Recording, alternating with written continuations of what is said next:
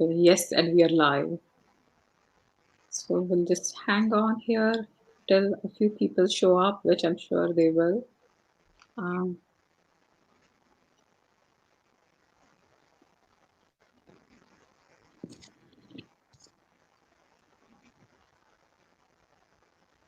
like 30 seconds. Okay, there's someone. Okay, perfect. So, hello everyone. It's Dr. Manjari Narkani back with Expert Saturdays, and super excited to have Joey back with us. Um, Joey Bujold is an Ayurvedic life coach. He's a yogi. He is also a Vedic astrologer. He's a very good friend of mine. And today we have a very interesting topic. This is an amazing topic, and I am super excited about it because aura is one of my favorite topics ever. It's kind of really cool. A lot of people think it's woo-woo, but it's something that impacts all of us, whether we know it or not, right? So this is one of the things that if you ignore, you're not doing yourself any good. So it's always good to learn about it. So we will be talking about strengthening your auric field through yogic practices today. So thank you for joining us live. We have 7 people. If you are watching this live, say a quick hi. If you're watching this as a replay, feel free to post any of your questions in the comment section. And please feel free to tag your friends as well. If you think somebody might be interested in this topic, feel free to tag them.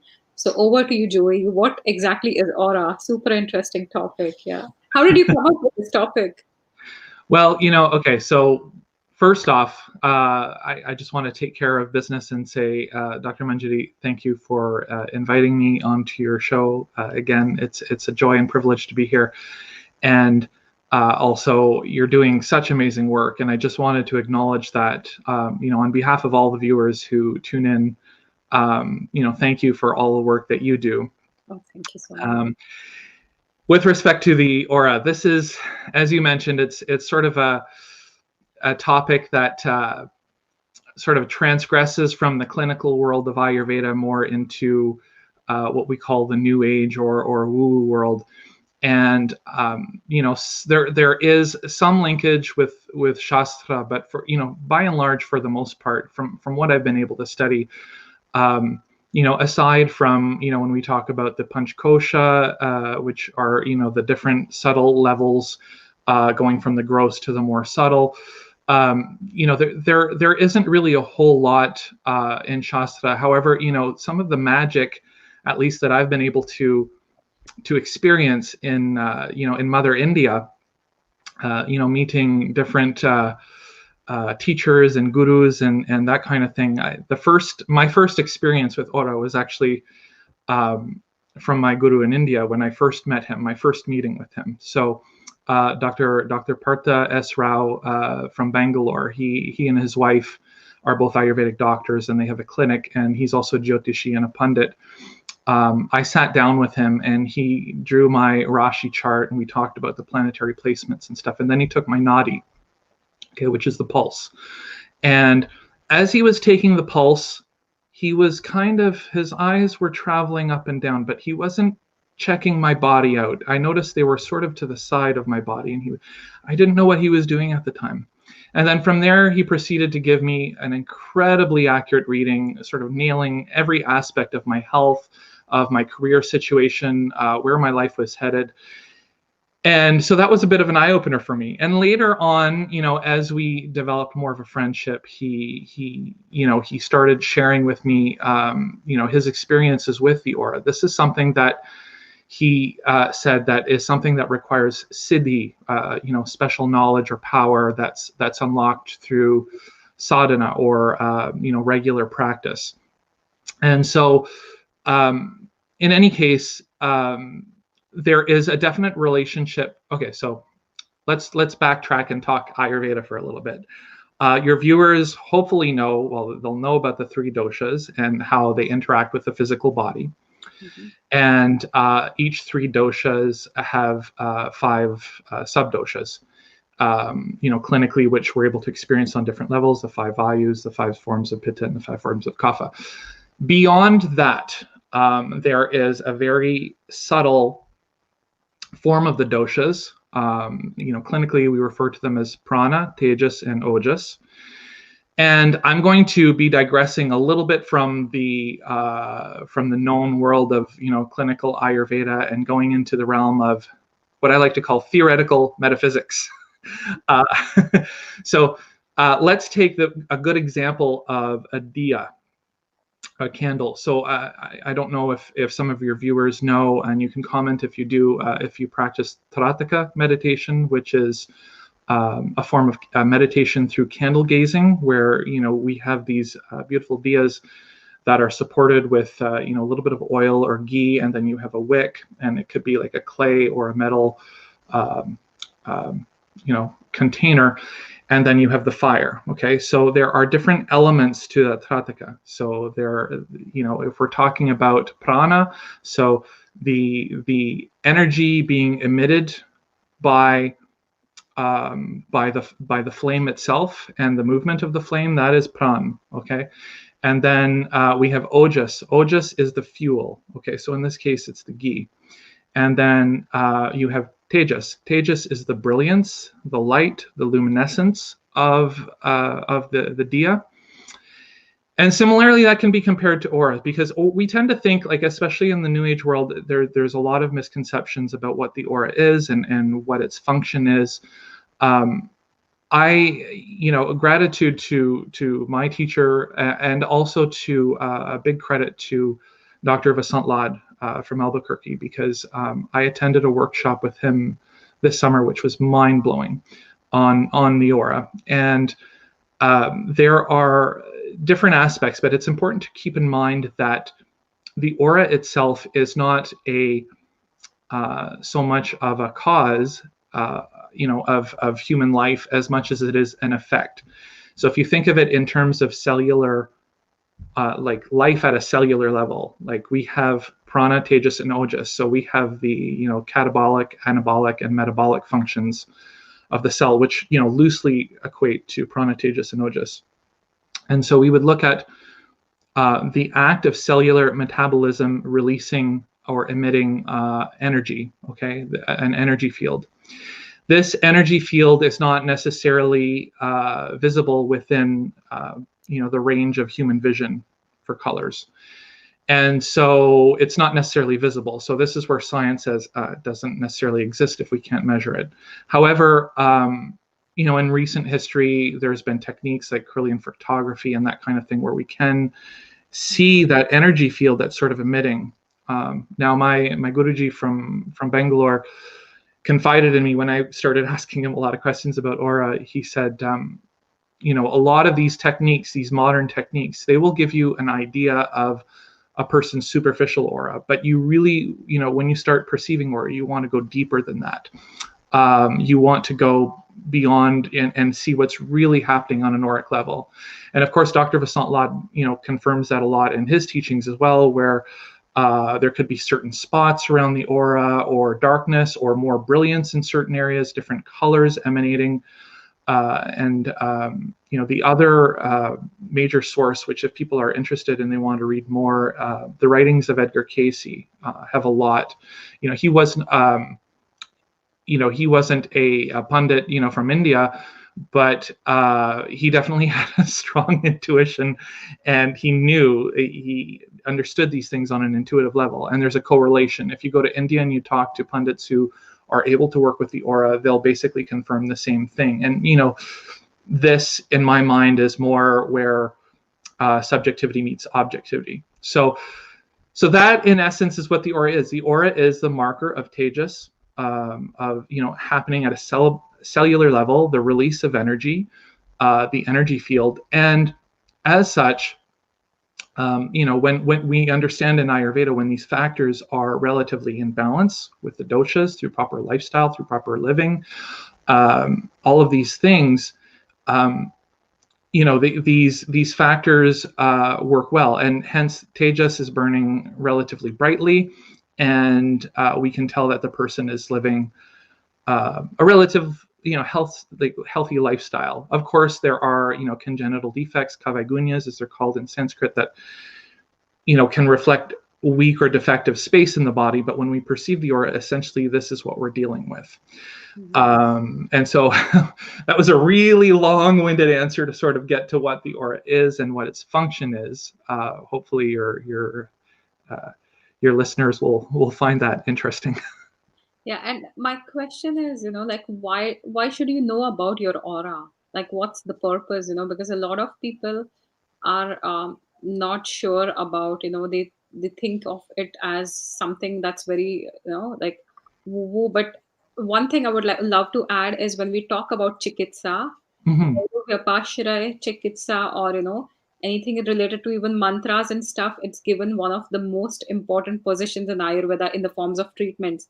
In fact, it's even the best treatment, right? So it's not that it's kind of completely woo woo. You'll see so many texts, even in Janpada Dhuvansa. I was looking at a chapter the other day, and we are in the midst of a pandemic, which itself is Janpada Dhuvansa. And we talk about, I'm digressing a bit as well, but we talk about Kal Mrityu or Akal Mrityu. So is life predetermined or not?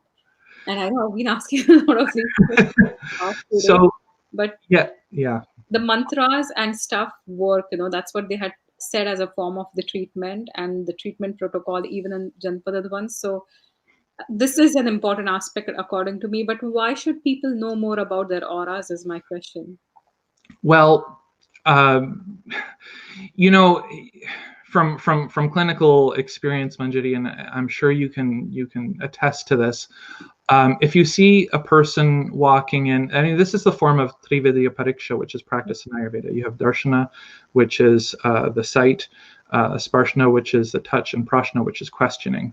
Mhm. And these three forms um, of viewing and examining a client, can yield specific clues about what's going on with their health. And the auric field, I would say, is almost an extension of darshana, except we're not necessarily using the five senses. We're using the sixth sense of intuition to sort of go a little bit deeper. Mhm. And so that's sort of how I view it in the context of that. So why should a person be interested in their aura? Well, again, I think the thing is that the aura sort of goes beyond our physical body, and we tend to get locked, especially when you're talking about yogic philosophy, particularly as it relates to Patanjali. We tend to, in Samkhya philosophy, we tend to get confined due to ahankar, to what we can see, what we experience through our physical vehicle. However, Shastra teaches us that we are more than just this, and this is something that and essentially this idea of or field of unified consciousness, which is a part of our being. I can easily intellectually say that you and I are one, and and all that, and I can really try to think that way, but do I really feel that way? And in our interconnection with other living beings and the universe around us, the impact that we have, not only through our thoughts, through our actions, that auric field is a manifestation of how the Atma is being projected through the physical body. Mhm. And again, I just noticed, Chanchal, thank you for joining.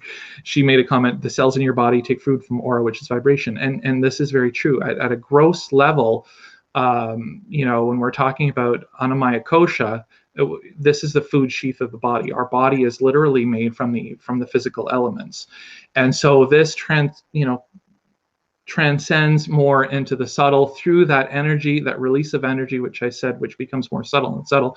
And our thoughts, our energy field, will influence other people. I mean, you and I are talking now. There is an exchange of energy. The people that are listening in, they're feeling the exchange from our exchange. So it's very important, not only just to mark your own health and to denote that you're living the right lifestyle, you're eating right, you're doing mantra, or sadhana, or some spiritual practice. It doesn't matter if it's a Vedic-based practice or another form of true spiritual practice.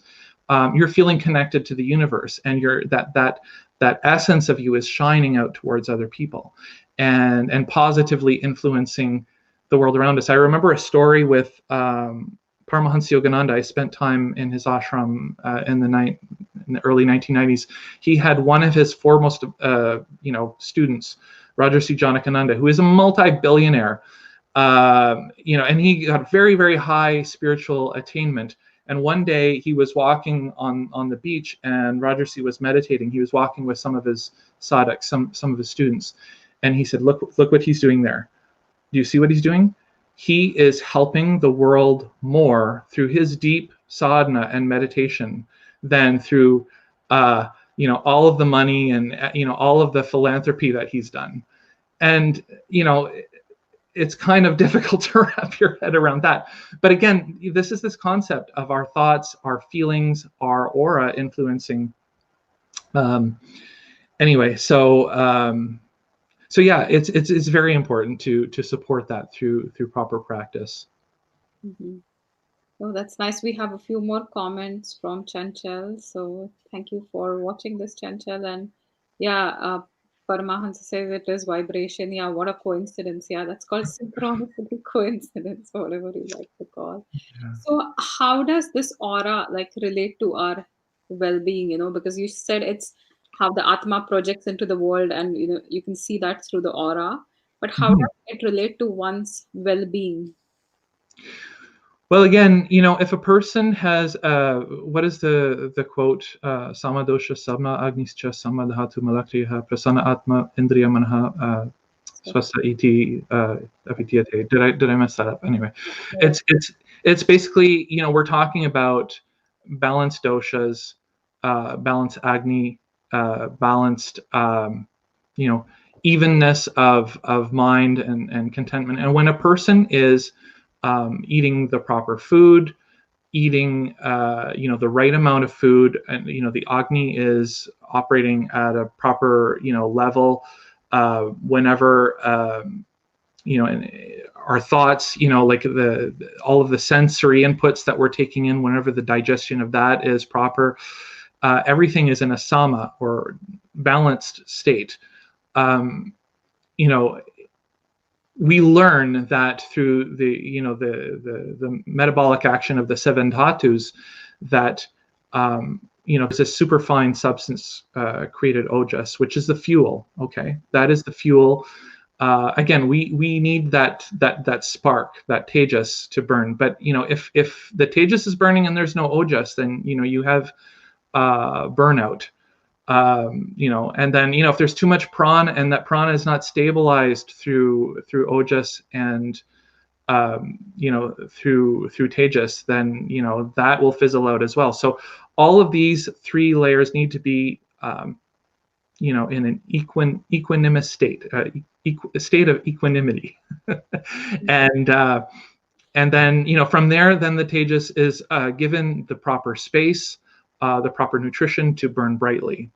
So I can't remember where I was originally going with that, but that's sort of the idea. Okay, so this is why it's important for our health, because if a person's aura is weak or deficient, then that's a sign that maybe there's something that needs to be worked at, and even not necessarily on a physical, clinical level. It could be something to do with the mind. It could be something with the emotions.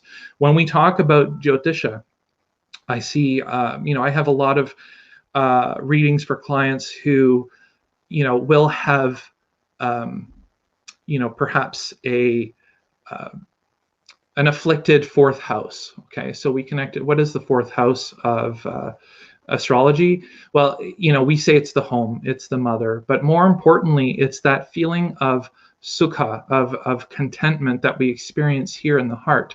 And typically what happens is that you can confirm this. Again, I I should have said this at the beginning. I'm not an expert in aura. This is just an area that I've been researching a lot more in, and I find extremely fascinating, and I'm happy to share that with people.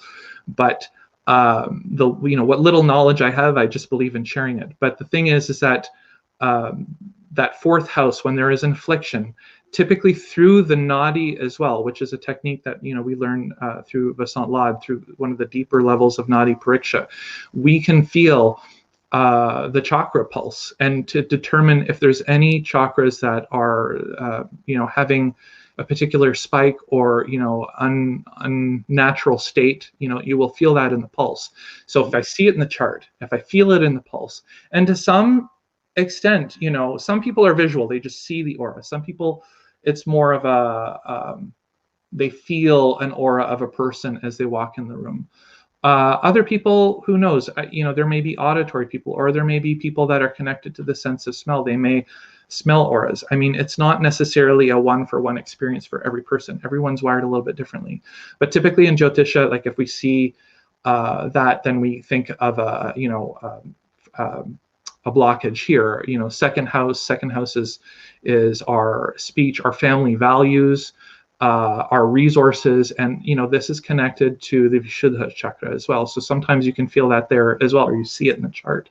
Or you can go down, seventh house, Svadhisthana, our connection to Shukra, to the reproductive, and so and then the integration with Ayurveda. There's so many different herbs that you can use with, and you'll see, like if a person needs more triphala, they need more of that activating upon vayu. So that's more connected to the stability of the root chakra. If they need more vajikran, like more for sexual reproductive or that kind of thing, like herbs like ashwagandha, shatavari, then that's more connected to the Svadhisthana. And Manipura, things that build our Agni, chitrak or ginger, or and you can work your way up and integrate on that level as well. I mean, again, this is not necessarily something that's supported by Shastra. I am delving into the world of what I call theoretical metaphysics. But once we start connecting the dots, we start seeing the relationship of all of the Shastra, and even beyond that, into a lot of the different world philosophies as well. We see that integration. Mm-hmm. So again, another long-winded answer, but hopefully that sort of comes back full circle and explains my viewpoint. So my question is, can you intentionally influence your aura, or we're talking about strengthening the aura, right? So yeah. Yeah, absolutely. I mean, there's so many different techniques that we can learn. Once we start understanding that relationship of the aura to physical health, to our mental well-being, to our spiritual unfoldment. I don't like to say, like, one of my gurus, Freedom Cole, I bless him, and I love him because he is, everything he says is supported by Shastra. And he's like, I don't like to say that healing of mind, body, and spirit. Why? Because spirit doesn't need healing. The spirit is essentially spirit. The mind and body, okay, so there's different layers there that need to be uncovered. Spirituality is something that needs to be unfolded within the self, but the more we unfold through, and again, Mother India has given us these wonderful tools through, and we understand through Sankhya philosophy that through yoga, as taught by Patanjali, which is the application of that concept of the soul descending into the physical body, experienced through the five senses, and then sort of journeying back, the practical application of that. So yoga has so much to offer. And again, there are so many different kinds of yoga. This is a whole different, conversation. We could probably talk for hours on this. Ayurveda, through dinacharya, through proper health practices, people who do, abhyanga, nasya, on a semi-regular, if not regular basis. These people generally, their aura will be reinforced. So and then, even when we're talking about, well, Jyotisha, I see the integration of mantra, shastra, and Jyotisha to be very similar. That's just the school that I've learned. But, through mantra practices, the grahas, the planets, are influencing our, graha literally means to seize or grasp. And so these we translate it as planets in English, but I don't think that's correct. Grahas really are these archetypal energies, as symbolized by the planets, that pull our attention towards certain karmic areas that we need to face. And so through mantra shastra, we can actually train the manas, the mind, to say, hang on a sec, don't focus on this karma, like shift it, focus on this, or create this energy and make it more sattvic, so we're not necessarily experiencing the lower this is called graha shanti. But so all of these things influence, and they influence our aura. And so like there's just so much to talk about. I couldn't really cover it all here. Fortunately, I do have a workshop coming up. That was my next question. Can you talk to us a little bit about the workshop? Yeah, absolutely. I'm happy to do that. So I've been having, regular workshops on a monthly basis through through the group that I'm affiliated with in Burlington, Luminous Energetic Pathway Sacred Center in Burlington. And I just wanted to give a shout out to them. They're a fantastic team of light workers and healers, spiritual counselors, great group of people. And due to COVID, we've moved online, and so we're continuing to offer our services and our classes on an online setting through the duration of however long COVID is going to last. This workshop, which I'm having on Monday, October 19th at 7 p.m., which is on strengthening the aura through yogic and Ayurvedic practices. We're going to talk about the aura. We'll talk a little bit about what I've already talked about in greater detail, and then we're going to go into practical techniques, and then how to work with the aura, and then also to some extent, there's only so much I can cover in a 2-hour workshop, but then how to develop the awareness of our own aura, the auras of other people. I've read a great book by Judy Orloff recently on empaths. You can look up the book if you're interested. For the people that are watching this, the Empath Survival Guide is the name of the book. And we don't necessarily realize how the energies of other people, if somebody is having a really bad day, aside from the fact that they may be grumpy, sometimes they just walk in the room, they don't have to say anything, you just feel it. So to build that awareness, and then also to some extent, we have to ground ourselves, because once we become sensitive to these energies, if we aren't fully centered in our own selves, in our own practices, then that can become an aggravating factor for certain type of people. You can see that also through the Vedic astrological chart as well. But again, so stabilizing and monitoring, and then working with the aura. This is the important thing. So we're going to talk about this on Monday evening. Anyone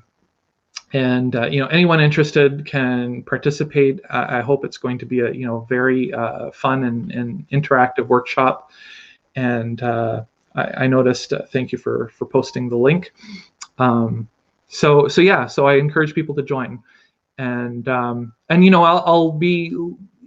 Depending on where the interest lies, if there's more interest in this, maybe we can cover it, further in future workshops. If people are interested, they can definitely leave a comment, or they can contact me through my website, which is now changed. It's a lot easier, www.joeybujold.com. They can go through there. They can get in touch with me. My email address is there, and we can talk about potentially future workshops. And then you and I can have more conversations, and I'd be happy to have you on my YouTube channel at some point as well. Yeah, perfect. No, thank you so much. And thank you all for watching. So I have posted the links right here. Please join the workshop. You'll learn so much more, and I will be joining it too. So that's perfect, So thank you so much, everyone. And again, today we start with Navratri, which is the 9 nights of the goddess. So it is an auspicious time and a really good day. And the puja, the ghata sthapana is still on. I think 11:30. I've been checking the times and I've done my prayers already. So Happy Navratri to everyone who's watching this, and may the Shubh Navaratri to everyone. Shubha Navratri. Yeah, and just, yeah, take time to connect with your inner Devi, or your inner wisdom, your inner goddess. So that's what I want to tell all of you. Thank you all for watching. We'll be back next week with another Saturday expert. So stay tuned for that. Thanks once again. Bye for now. Bye bye.